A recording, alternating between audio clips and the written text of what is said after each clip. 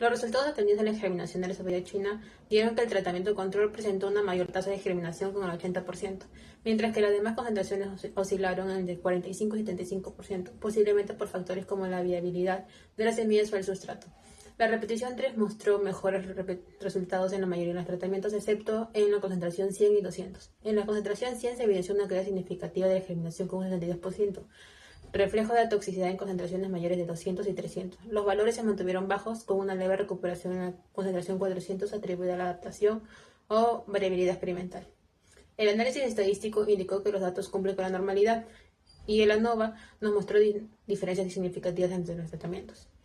En términos de variabilidad, el control fue constante, mientras que la concentración 100 presentó una mayor desviación estándar con 3.06, sugiriendo respuestas inestables. En el contraste, la concentración 300 y 400 mostrando menor variabilidad, lo que sugiere efectos homogéneos y posibles señales de adaptación. Los resultados presentados evidencian una clara relación dosis dependiente entre el sulfato de plomo y la letalidad del Allium fistulosum, la cebolla china.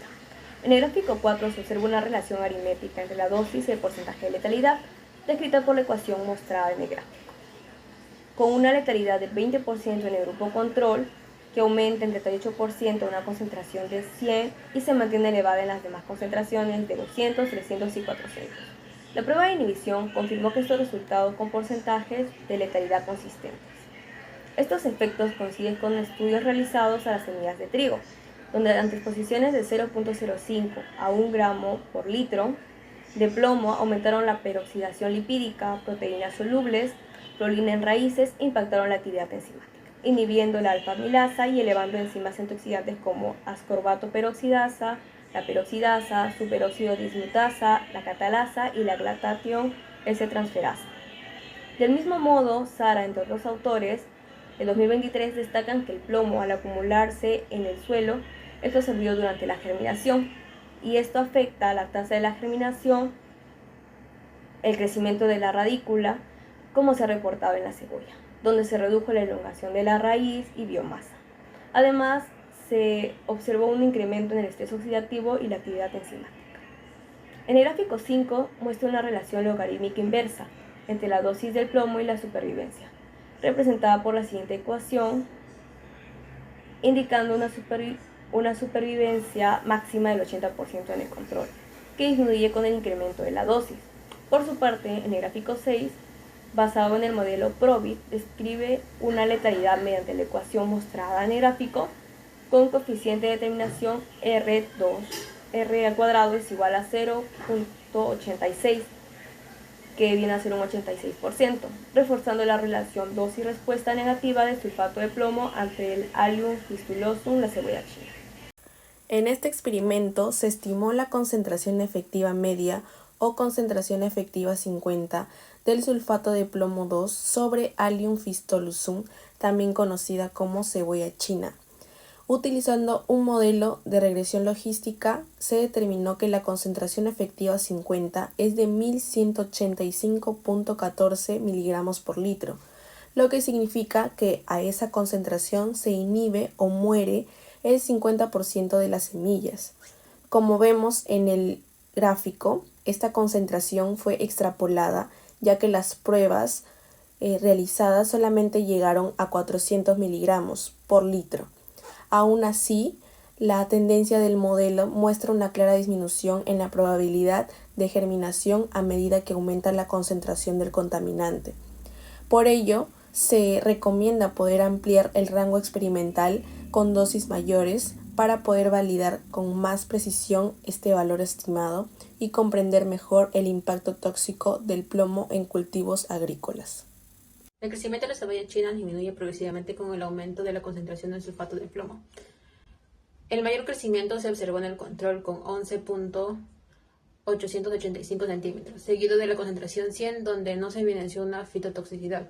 A partir del 200 se observó que se redujo notablemente y se agravó a la concentración 300, llegando a inhibirse completamente en la concentración 400. Este patrón se refleja un efecto tóxico de la dosis dependiente del sulfato de plomo, similar a lo reportado en otras especies como el Capsium annuum, la espinaca oleracea, donde también se observaron reducciones significativas en los parámetros de crecimiento, confirmando que el plomo afecta negativamente al control y desarrollo vegetal, incluso en concentraciones moderadas.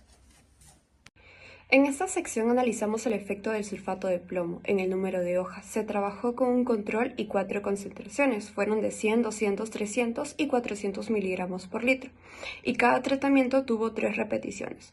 Los resultados muestran una clara disminución en el número de hojas conforme aumenta la concentración de este contaminante. Por ejemplo, el grupo control alcanzó hasta 9 hojas, mientras que en 400 miligramos por litro no se desarrollaron hojas en ninguna de las repeticiones, ya que murió la planta. Sin embargo, hasta el tratamiento de 300 miligramos por litro se evidencia un menor desarrollo foliar. En la tabla 5, la anterior explicación se ve reflejada en esta tabla. A medida que aumentó la concentración, el número de hojas disminuyó, lo que indica un posible efecto negativo del tratamiento a mayores dosis.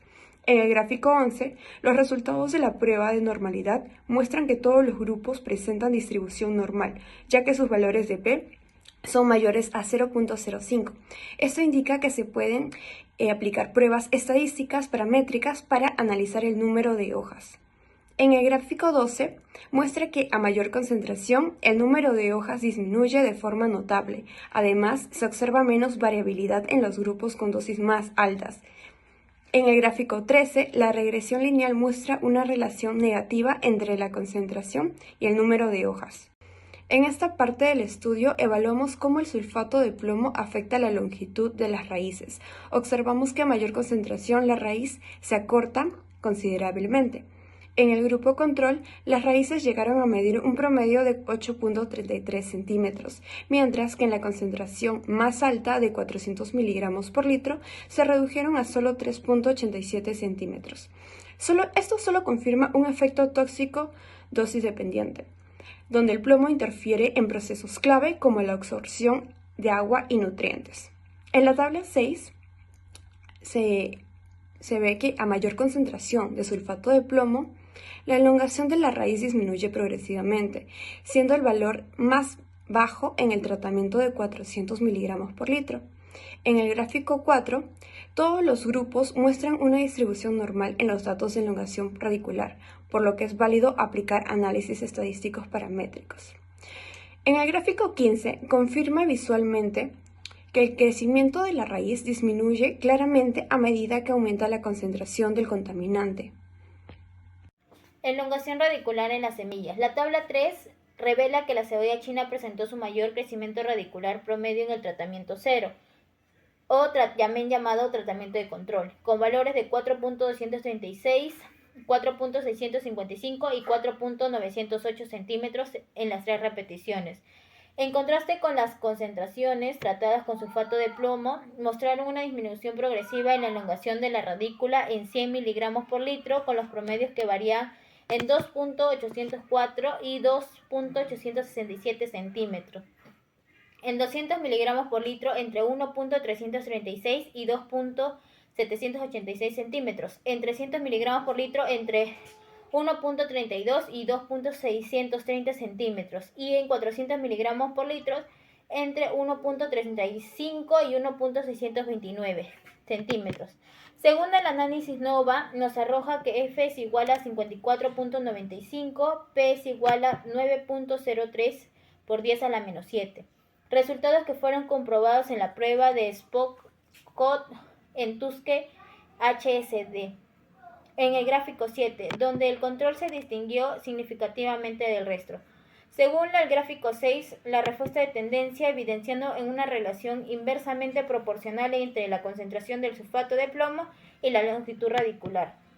Según los hallazgos recuerdan con lo reportado por Calvario en el 2021, quien evalúa que la cebolla china expuesta al gallinazo contaminada obtuvo un índice de elongación radicular negativo de menos 0.41 más menos 0.107, indicando la exhibición que el crecimiento.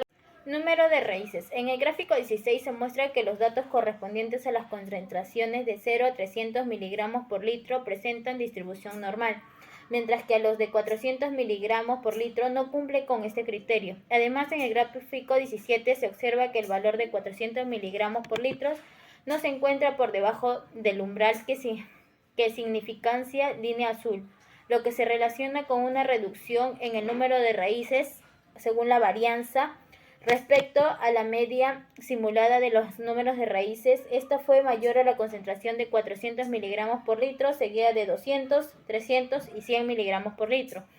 Sin embargo, esta tendencia no representa una diferencia estadística significativa.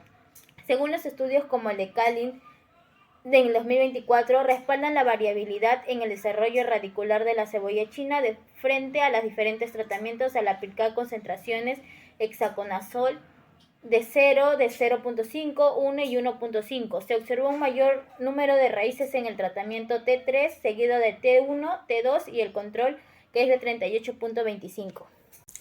En conclusión, el sulfato de plomo tiene un efecto tóxico claro y dependiente de la dosis sobre Allium fistulusum, afectando desde la germinación hasta el desarrollo de raíces y hojas. A partir de 100 miligramos por litro ya se puede observar una disminución de la germinación y a 400 miligramos por litro el crecimiento radicular y foliar prácticamente se detiene. La elongación de raíces es el indicador más sensible, el que fue más sensible, con una reducción significativa según el análisis estadístico. Además, se estimó que una concentración efectiva de 50 de 1185.14 miligramos por litro, mostrando una fuerte relación entre la dosis y la letalidad. Estos resultados nos confirmaron que el plomo interfiere con procesos fisiológicos clave, como lo han señalado estudios previos, y resaltan la importancia de usar bioensayos para poder evaluar contaminantes y proteger nuestros suelos agrícolas. Se recomienda evitar el cultivo de cebollín u otras especies en suelos contaminados con plomo o sulfato de plomo, debido a que este metal interfiere significativamente en la germinación y en el desarrollo de la planta. Para prevenir riesgos, es esencial realizar un análisis químico preliminar del suelo que permite detectar la presencia de metales pesados antes de iniciar cualquier actividad agrícola. En caso de contaminación, se pueden aplicar técnicas de fitorremediación con plantas hiperacumuladoras, así como el uso de enmiendas orgánicas como el compost o carbón activado, que mejoran la calidad del suelo y reducen la disponibilidad del plomo. Además, se debe evitar el consumo de activos provenientes de suelos contaminados, ya que la acumulación de plomo en los tejidos comestibles representa un riesgo serio para la salud humana.